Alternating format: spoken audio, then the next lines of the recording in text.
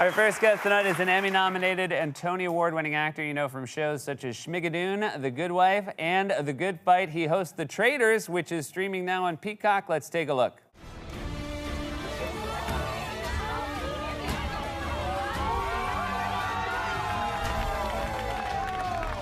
Welcome to the Highlands of Scotland and welcome to The Traitor.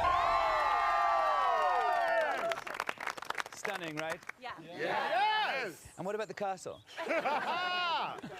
My most esteemed guests, you're about to enter a world of backstabbing and treachery.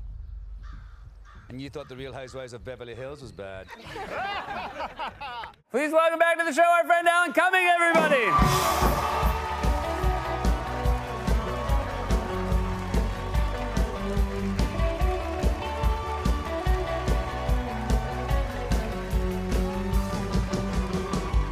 It is so good to have you back. It's lovely to be here, as always. Treachery is a really good word for you. Do you think? Yeah, treachery with your accent is just Oh, marvelous. treachery, yes. It's been such fun because of this show. There's all these things about how I sound, how I say murder and $250,000. People going absolutely nuts for it. You actually, the way you say quarter of, it makes it sound better than an actual $1 million. Yes. I think it's such a lot of money, though, to earn on a little game show. Yeah, and now you've been on this show so many times promoting so many different things, films, plays, one-man shows, and now you're hosting a reality competition show. Were you excited about this? I mean, I am excited, but it wasn't like in my trajectory that I thought. Yeah, it wasn't on your to-do list. No, it just was one of these. But I think I'm open to. I obviously come and talk to you about lots of weird things I've done.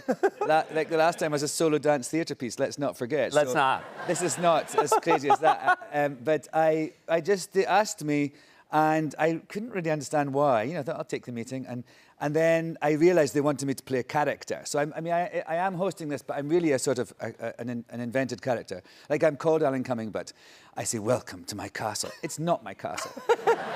I don't have a castle. And I have all these great costumes, and I just sort of camp around down these corridors, you know, saying things like, oh, so what's great is when people say they like the show now, I'd leave little messages for them. And they say, oh, we're watching you. I go, Seth, you have received the most votes and are banished from the game. Please come forward to the circle of truth. That's so my glad catchphrase. You finally got your own circle of truth.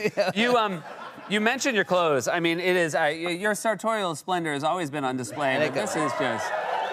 And now this is a show. I mean, we should get to the Well, I premise should say of the show. the stylist who did all that is called Sam Spector. He's really great. He did a fantastic, darling. fantastic job. You, so the show's called Traitor. Yeah. And so 3 of the contestants are sort of selected ahead of time to Yes, be... I tap them on the shoulder. Okay, gotcha. It's like that game Mafia. You know Yep. Mafia? It's Mafia, kind of like, murder, yep. And you sort of...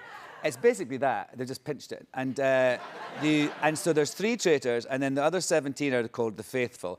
And then each night, so how the day goes is that they meet in the morning, have breakfast, and during the night, one of them's been murdered by the traitors, who all meet with cloaks on in a turret. Now, what are turrets for if not that? Exactly.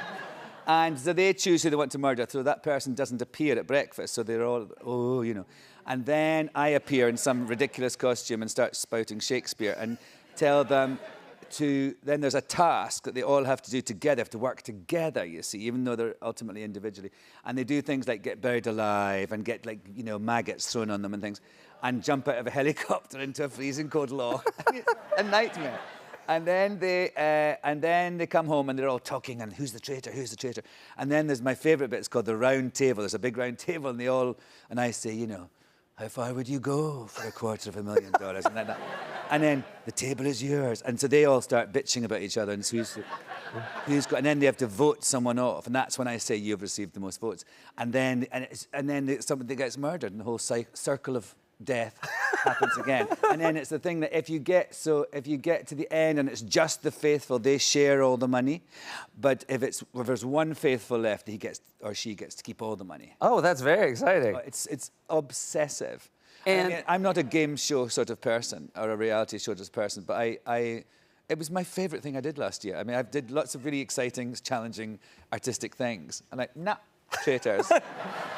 You mentioned you don't watch a lot of these. Now I know the contestants are a mix of sort of newbies to reality and some reality stars from other competition shows. Yeah, there's 10 each. There's 10 real people and then 10 reality people. Yeah. But I think we all know there's a difference. yes, but what I think's hilarious is I didn't realize this until I was talking about doing this press tour, that reality and porn are very similar because like if you're in one porn film, you're a porn star.